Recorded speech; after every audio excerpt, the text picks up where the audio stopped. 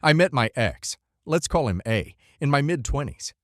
I was already established in my overseas job and slowly investing in properties back home in the Philippines. He was finishing college, preparing for the police board exam, and working odd jobs to make ends meet. I didn't judge. We all start somewhere. I admired his ambition. He was charming, eager, and always talking about how he wanted to build a stable future. I was in love, and I believed in him. So I supported him. Emotionally, mentally, and yes, financially. I paid for a chunk of his expenses while he was still studying. I even helped cover his board exam fees, transportation, and all those little unexpected costs that kept popping up. When he finally passed and became a police officer, I celebrated like I had passed the exam myself. I was proud.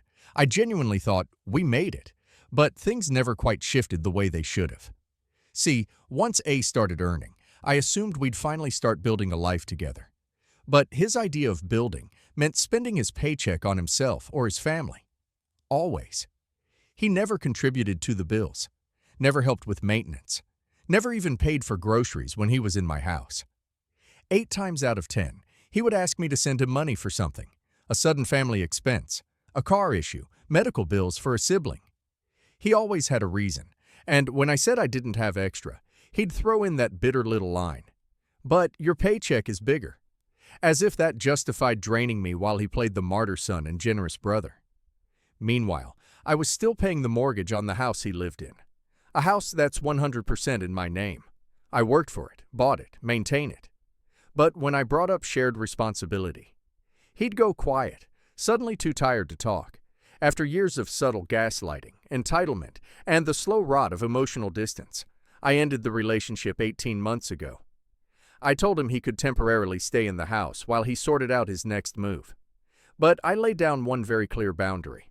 The day you get a new girlfriend, you leave. Period.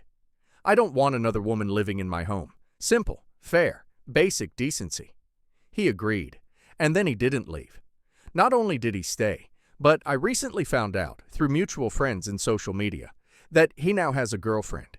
And not just that, she's been living in my house. Wait, it gets worse.